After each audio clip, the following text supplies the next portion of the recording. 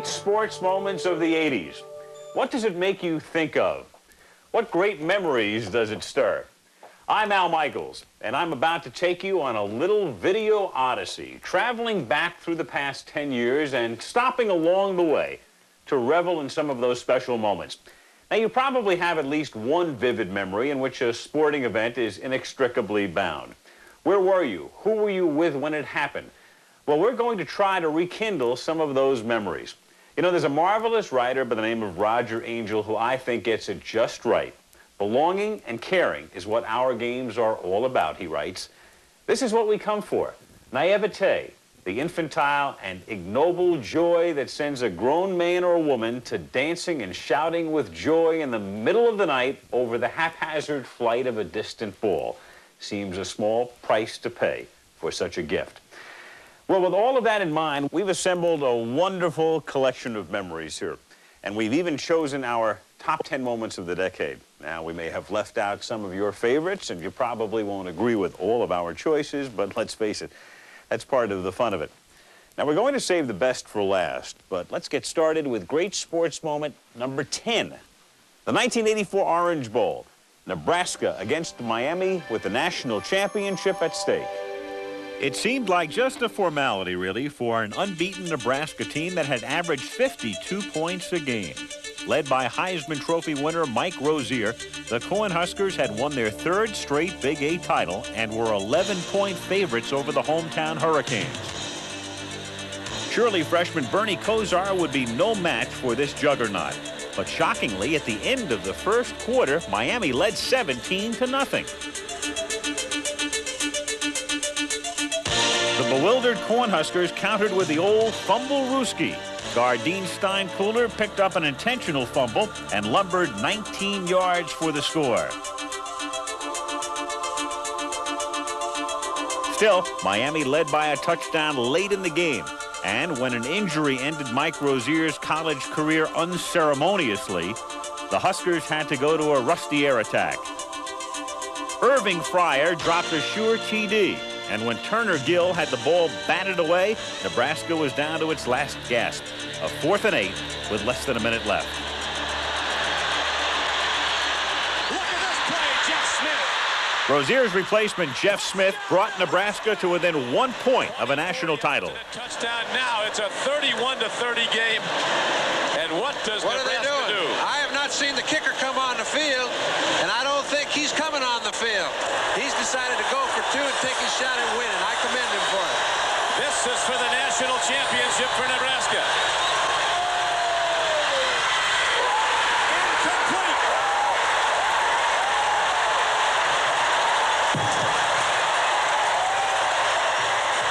To the delight of most of the 73,000 in the Orange Bowl, Ken Calhoun's deflection meant a first-ever national title for Miami. For Nebraska, it was small consolation to be just a fingertip away from perfection. Still, both Nebraska and Miami were a cut above in the 80s. Others who could make that claim included the '85 Chicago Bears. Led by linebacker Mike Singletary, the Bears left an indelible mark. After 2 shutouts in the playoffs, the Bears defense left it up to Jim McMahon in Super Bowl 20 against New England. With a little help from 308-pound running back William the Refrigerator Perry, the Bears rolled over the Patriots 46-10 for Chicago's first title since '63. For Walter Payton, it was extra special because just a year earlier, he'd become pro football's all-time leading rusher, and now sweetness had a ring to go into the trophy case. So what could compete with passing Jim Brown? How about passing Ty Cobb? Who else but Pete Rose? From Shaw, left center. There it is. Rose has eclipsed Cobb. That's number 4,192. The Great One, he's called, and why not? You might argue that Wayne Gretzky dominated his sport more than any other athlete of the decade.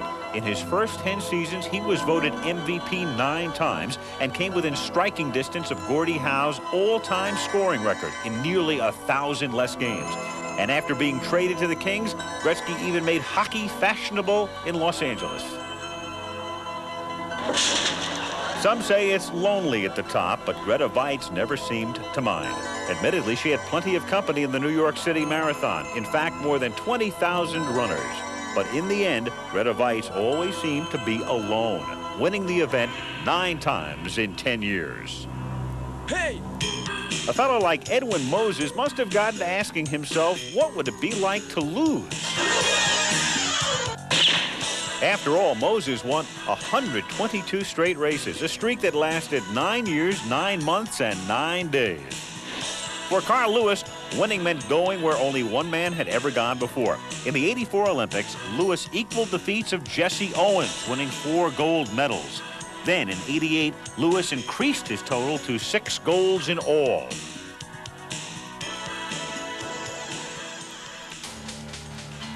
For our choice of 9th grade moment, we go now to the Serenity of Augusta National, where Greg Norman had to sink a 20-footer on the 18th green to win the '87 Masters.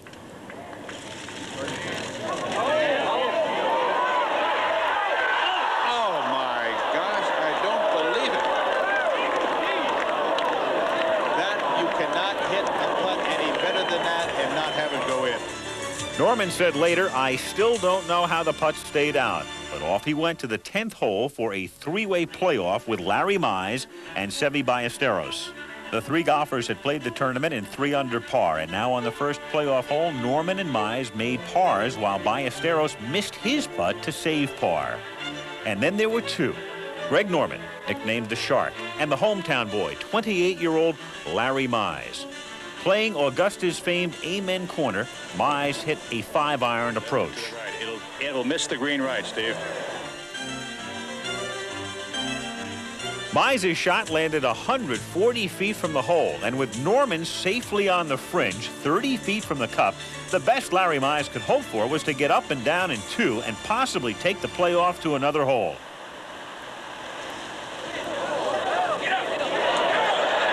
How's that look?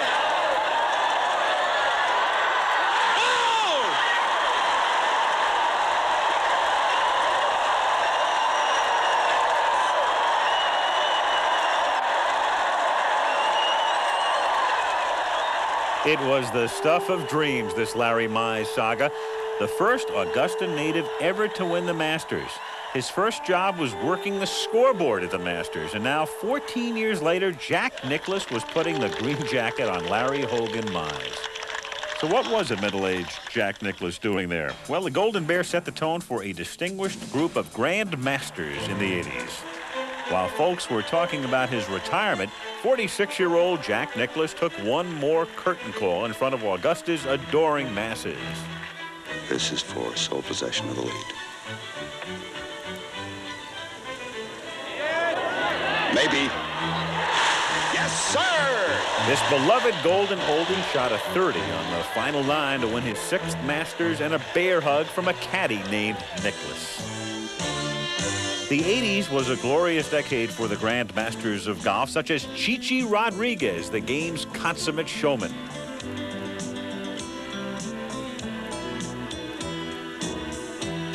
There was plenty to crow about as the Seniors Tour gave new life to the over 50 set.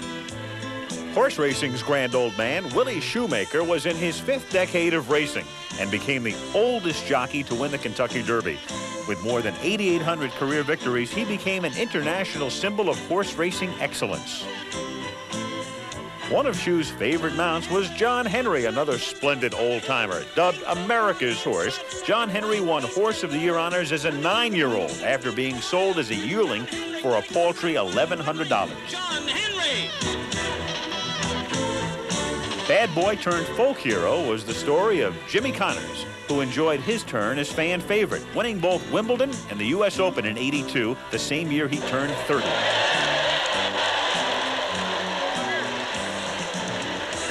Also turning 30-something was Chris Evert, but not before winning 9 Grand Slam events in the 80s and securing her spot as America's beloved queen of tennis.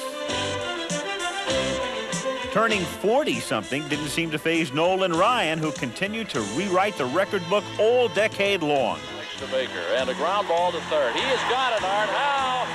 He got it! Nolan Ryan! No-hitter number 5.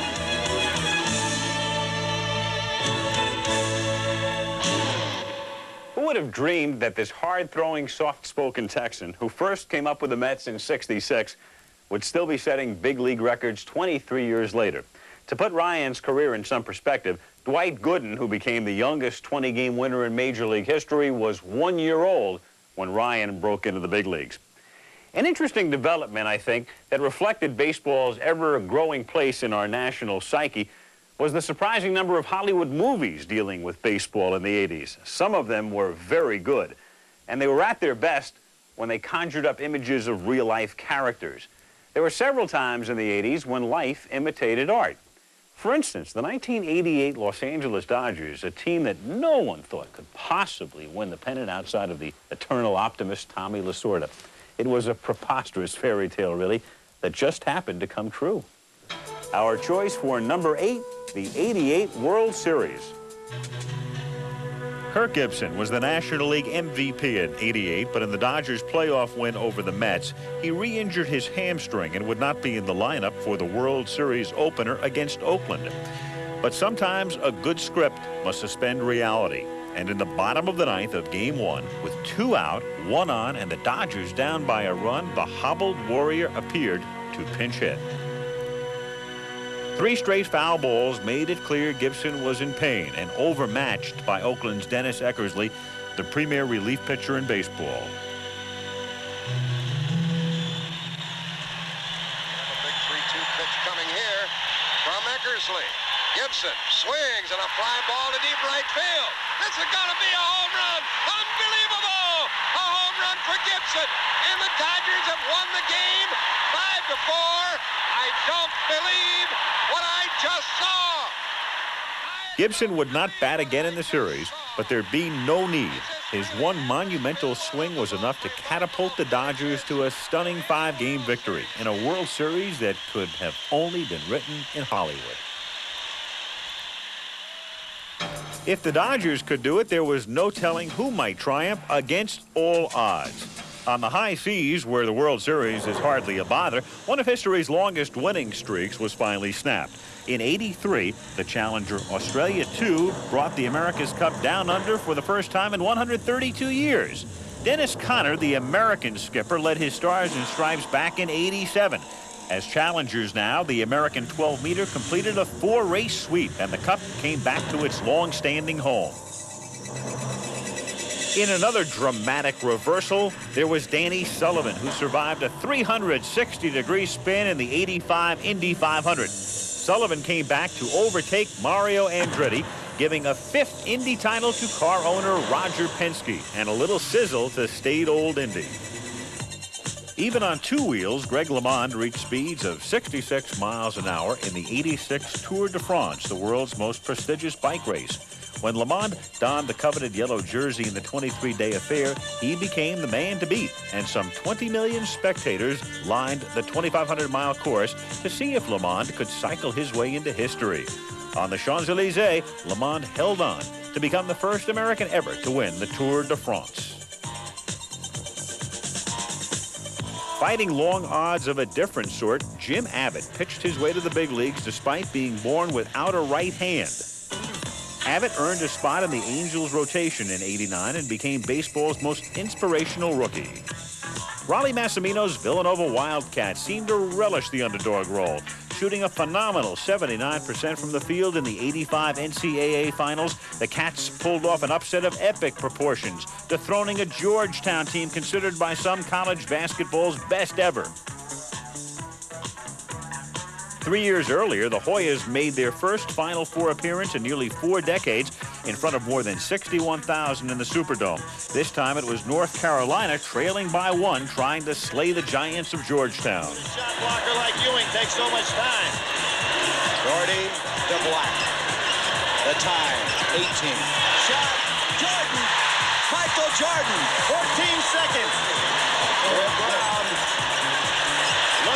Look for Sleepy Floyd. Oh, he threw it to the wrong man. He threw it to Worthy. It's over. It's over. North Carolina has won the 1982 NCAA championship. The Hoyas would be back, but for Carolina coach Dean Smith, who'd lost in 6 previous trips to the Final Four, nothing could be finer.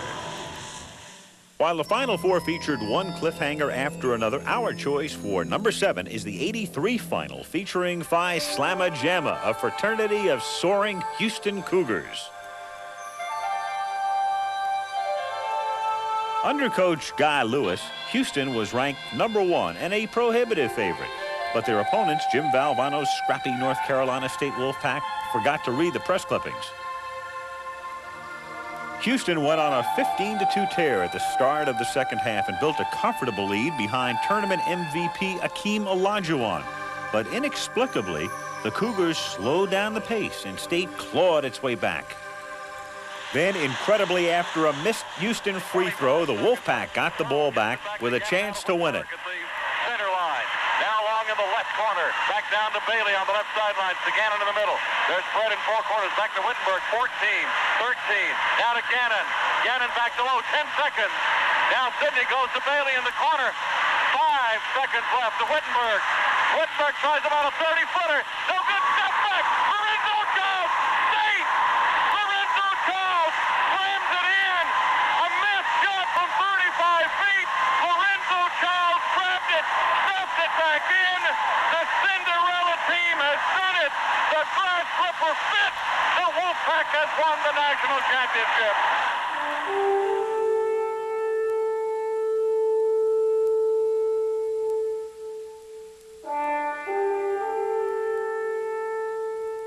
There's a story behind Jim Valvano's mad dash around the court looking for someone to hug.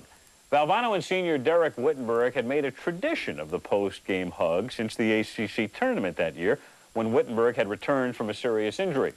So before the final game, Valvano was figuring that if State won, how great would it be to hug his captain in front of millions of people?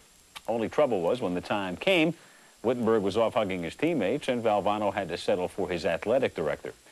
Perhaps more than any major sporting event of the decade, the Final Four consistently went down to the wire. 5 of the 10 finals were decided by 2 points or less, and it was just this sort of drama that led Yogi Berra to utter those immortal words, "It ain't over till it's over." But my absolute favorite example of Yogi's sage remark came in the 1982 Stanford-Cal football game, which finished in such bizarre fashion that it inspired a little poem that went, "It was Moan, Rogers, Garner, Rogers, Ford, Moan, and the only thing that slowed them was Tyrell on trombone." Stanford kicked off to Cal, leading by 1 point with 4 seconds left. With it, and he does. Ball comes loose, and the Bears have to get out of bounds. Rogers along the sideline, another one. They're still in deep trouble at midfield. They tried to do a couple of... The ball is still loose as they get it to Rogers. They give it back now to the 30. They're down to the 20. All the band is out on the field. He's going to go into the end zone. He's going to the end zone. The Bears have won. The Bears have won. Oh, my God. "Get it close," his caddy told him. "I'm gonna make it," the golfer replied. And with that, Tom Watson claimed the 1982 U.S. Open at Pebble Beach. "I told you so" never tasted quite so sweet as when Watson's remarkable 71st hole birdie vaulted him past Jack Nicklaus, the leader in the clubhouse. Watson's title was his first in the Open and ended talk of a jinx. The New York Islanders began the decade with a reputation as a team that always folded, so to silence their critics, they simply won 4 Stanley Cups in a row. The reign began in 1980 in dramatic fashion, sudden death overtime against the Flyers. To Tonelli. Here's Tonelli with Nystrom. The pass to Nystrom is good!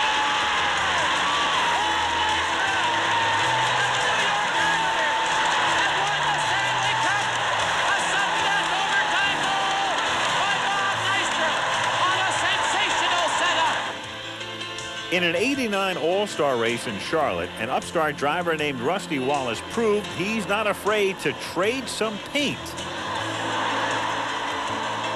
Darrell Waltrip's final lap spin meant a win for Wallace in one of the most talked about stock car finishes in years. The Phillies were down by a run in the 9th, 2 on, 2 out. A good time to make some history for Mike Schmidt.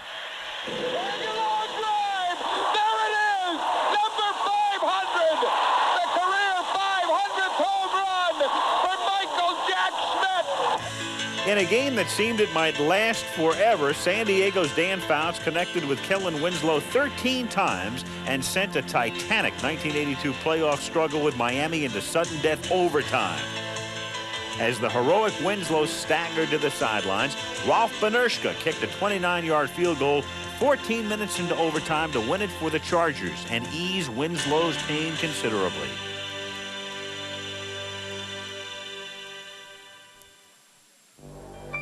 Counting down now to number 6, a prize fight that actually exceeded its advance billing. They called it Super Fight. Sugar Ray Leonard, the challenger, against Marvelous Marvin Hagler, the champ.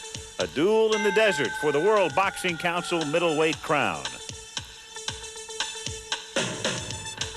Boxing experts wondered why Sugar Ray was even getting back in the ring after only one unimpressive fight in the previous 5 years. Especially against Hagler, a seemingly invincible champion who hadn't lost a fight in 11 years and was installed a solid 3-1 favorite. But by the 9th round, the fight was too close to call. Last punch of the fight. Hagler straight Last down punch the of middle. the fight. For Hagler. Hagler backing up Leonard into the Leonard corner. Short right uppercut. He's nailing him now, Tim. Right to the chin. That's where he has to put that left hand. Leonard in some difficulty. Hasn't thrown a punch out of this corner. Now he does. Trying to bang his way out. Look at that determination of Ray Leonard. You talk about a champion. What a display. Absolutely gritted his teeth. Look at him go. Again, in the middle of the ring. And Hagler stays there and punches back. Going to be interesting scoring, Tim. You know, do you like the plotting guy or do you like the flash? Leonard busy on the rope. Hagler trying to There'll be keep no him there. knockout. No knockout.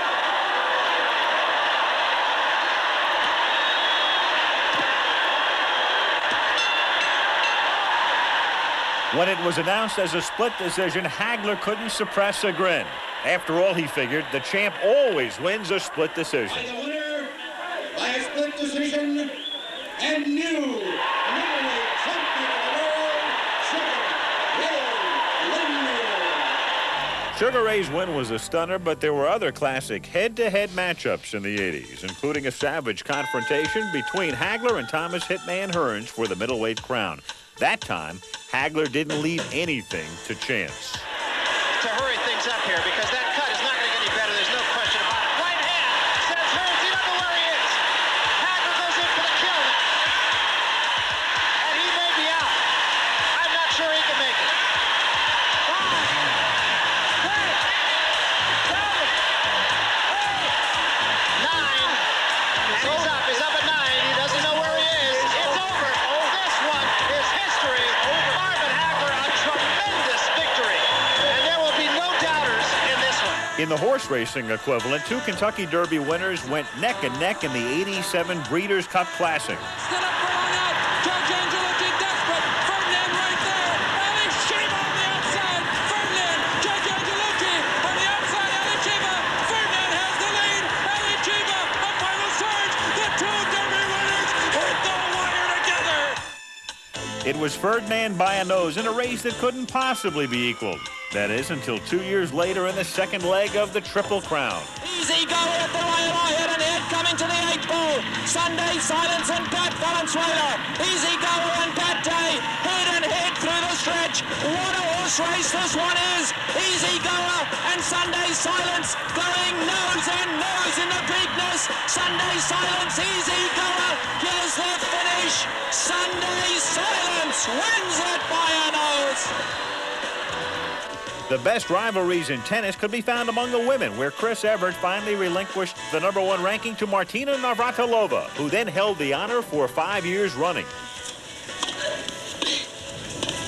Navratilova won 6 straight Wimbledons in the 80s, but in '87 a new challenger emerged to claim the top spot from Martina.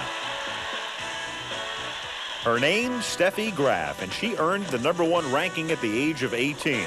The following year, all Graf did was win the Grand Slam, becoming only the 3rd woman to do so.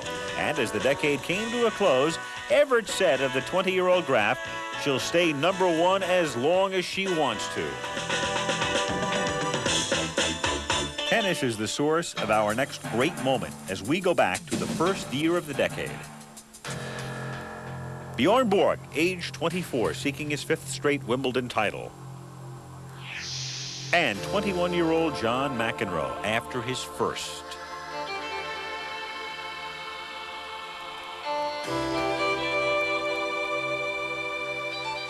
Wimbledon had never seen anything like the boisterous McEnroe, and he won the first set handily 6-1.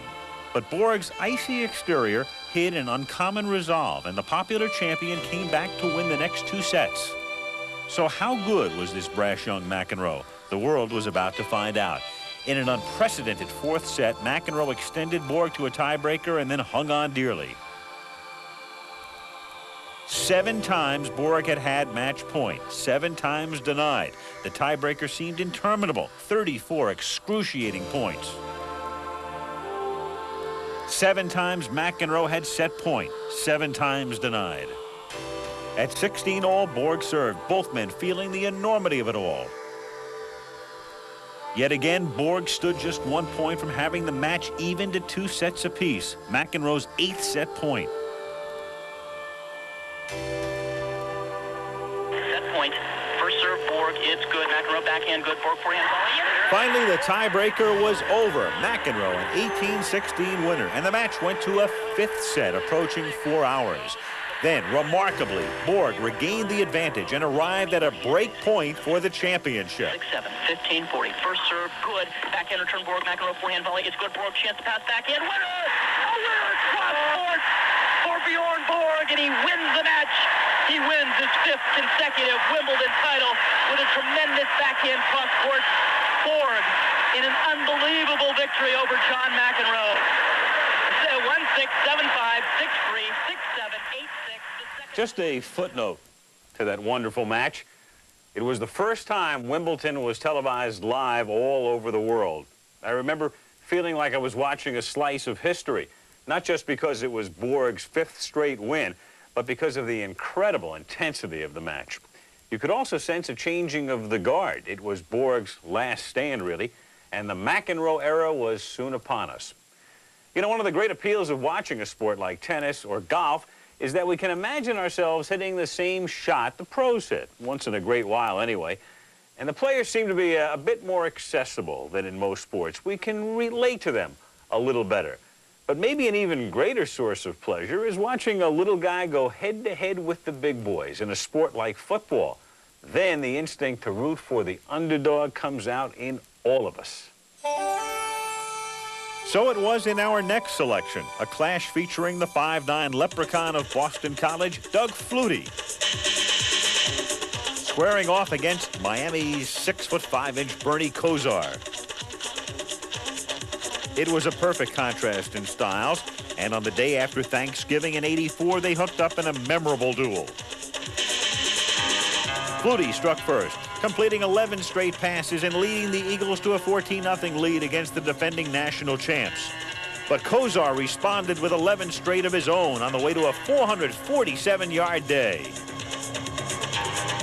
Trailing by 3, the cool-handed sophomore led the Hurricanes on a brilliant 79-yard drive in the game's final minutes.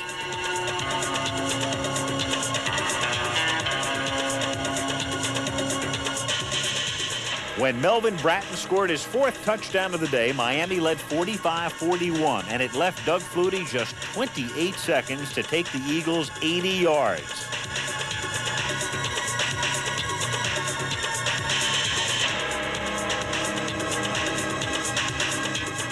On a day when Flutie would virtually clinch the Heisman Trophy, throw for 472 yards, and become the first major college quarterback to pass for 10,000 yards, fans would remember something else entirely. Well, here we go. Here's your ball game, folks, as Flutie takes the snap. He drops straight back, has some time. Now he scrambles away from one hit.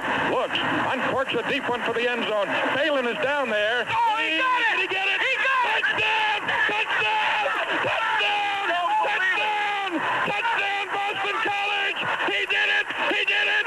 Flutie did it! He got Phelan in the end zone! Touchdown! I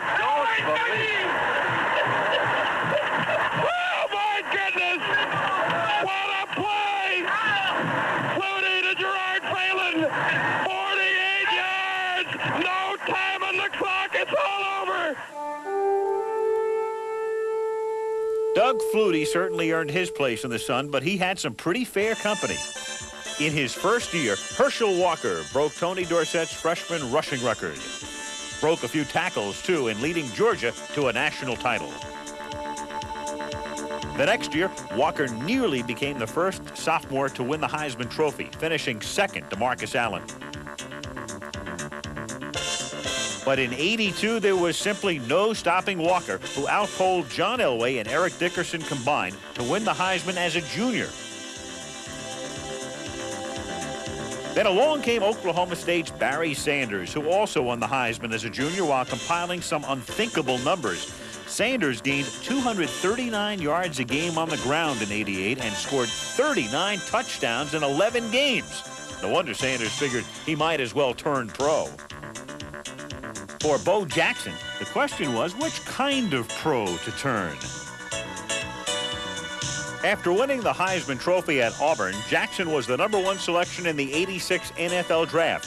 But it also turned out that Bo was pretty fair at hitting a baseball. He wanted to call time on that pitch and nails it to deep left. Can you believe that? Incredible. He wanted to call timeout. He didn't get it, swung the bat, and hit it out of the park. A 3-run homer. 1981 was the year of Fernando Mania. With a look to the heavens and a wicked screwball, Fernando Valenzuela won the Cy Young Award as a 20-year-old rookie and became an overnight sensation. The Great Whoopee is how speed skater Eric Heiden referred to a similar clamor surrounding his quest for 5 individual gold medals in the Lake Placid Olympics. And when the games were over and Heiden had swept all 5 events at distances from 500 to 10,000 meters, the gold medal total of Heiden the Great ranked behind only 2 countries. Jim Kelly had a different concern. An MVP in the USFL, Kelly was dubbed the best quarterback no one ever saw play. Doug Williams did his best throwing in front of 80 million viewers, leading the Redskins to a win in Super Bowl 22 and capping a heartwarming personal comeback. But Joe Montana earned bragging rights as the decade's top quarterback, guiding his 49ers to 3 Super Bowl wins and winning the game's MVP award twice. It was the same 49ers who gave us great moment number 3. One hyperbolic reporter compared it to the Great Earthquake as a part of San Francisco lore. The Dallas Cowboys had knocked San Francisco out of the playoffs in the Niners' last 3 appearances, and now the indomitable quarterback was trying to overcome his team's 6 turnovers. With head coach Bill Walsh, Joe Montana devised a strategy to lead the Niners on a pressure-packed drive from their own 11 as time wound down in the 4th quarter. It all came down to one unforgettable play. Just simply throw the ball away. You know what I mean? Hold it. The Cowboys' lead was 6 points. The 49ers had the ball on the Dallas 6. The play was called sprint right option.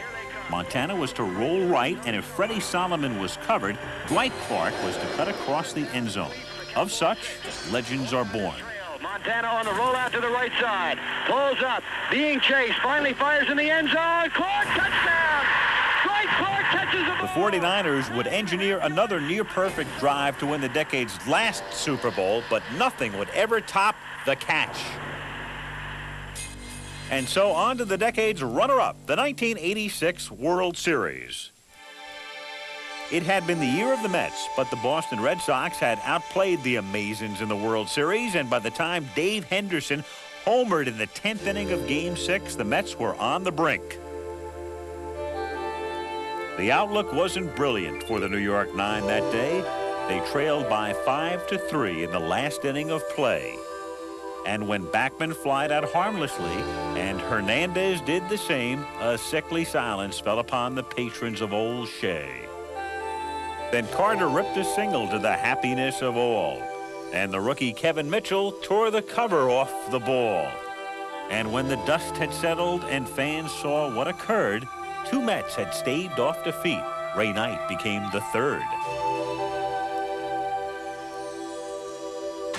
Then from 50,000 throats, there rose a lusty yell. It rumbled through the valley. It rattled through the dell. Gets away! Gets away! Here comes Mitchell! Here comes Mitchell! It knocked upon the mountain and recoiled upon the flat. For Mookie, the mascot of the Mets, was standing at the bat.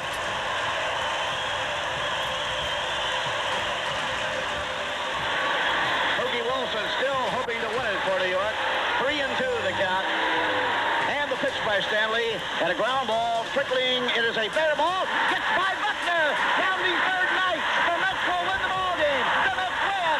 They win. Oh, somewhere in this favored land, the sun is shining bright. The band is playing somewhere, and somewhere hearts are light. And somewhere men are laughing, and somewhere children shout. That somewhere's New York City. The Mets had lucked it out. Well, some people just plain have all the right moves, like Florence Griffith Joyner, for instance. FloJo attracted a lot of attention with those flashy costumes, but it was her speed that really made people turn their heads. In the '88 Olympics, she won 3 gold medals and the title World's Fastest Female. And FloJo captured hearts everywhere with that eye-popping smile. Mike Tyson's moves mainly involved destruction, and Iron Mike pulverized one opponent after another with a remarkable reign of terror. Among Tyson's victims was previously unbeaten Michael Spinks, who made the mistake of coming back for more.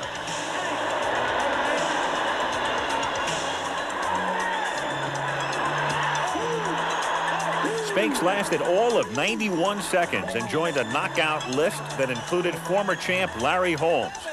Tyson, who became the youngest heavyweight champ at the age of 20, was called by some experts the hardest puncher to wear the crown since Joe Louis.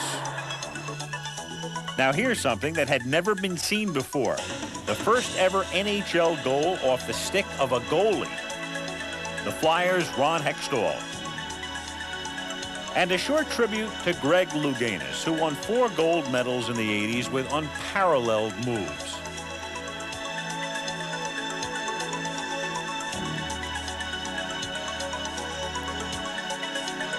After an 18-year career which earned him plaudits as history's greatest diver, Louganis was chosen from among 9,600 athletes in Seoul as the game's most inspiring performer. The award Louganis won in '88 is called the Olympic Spirit Award, and if we go back to the first Olympics of the '80s, I don't think there'd be much doubt about who deserved the honor.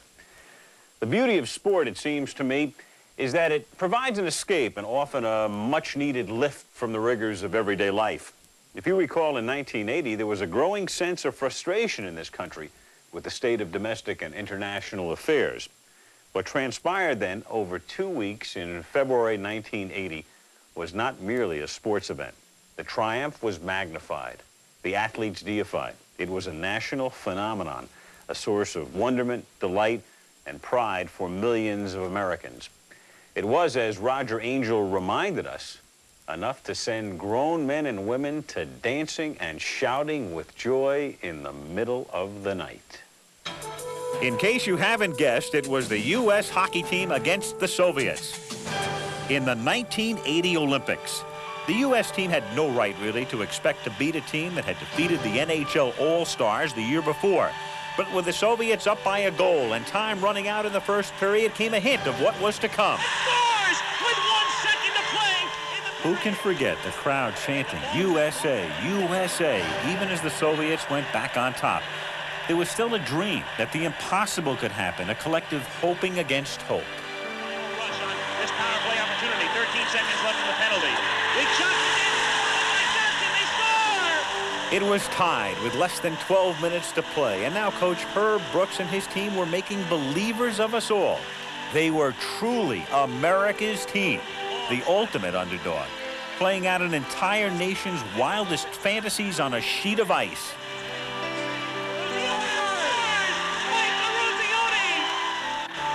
Could it really be, we asked ourselves? The Americans led the Soviets, and 10 frenzied minutes dwindled down to seconds. 4 to 3. Long shot. Craig able to get a piece of it to sweep it away. 28 seconds. The crowd going insane.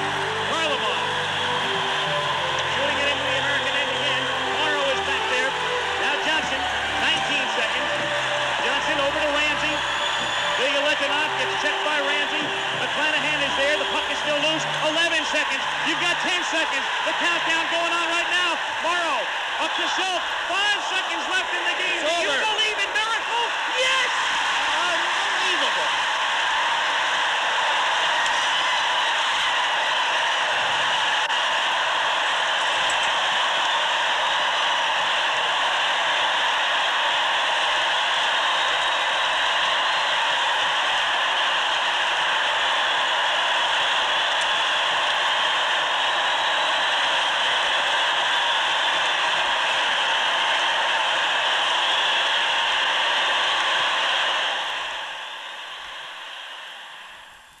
Here it is nearly a decade later, and the memories of what took place at Lake Placid are as sweet as they were the day after that miraculous victory. I've run into scores of people who just want to talk about it and how great it made them feel, and still does.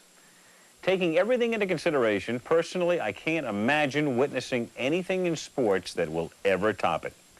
As memorable as the games were the celebrations that followed, with the whole world watching. There was Jim Craig searching the stands for his father, Mike Eruzione calling for the entire team to join him up on the victory stand. A sea of red, white, and blue embraces. It doesn't get any better than that. There was still the matter of beating Finland to clinch the gold medal and let the celebration continue. He scored!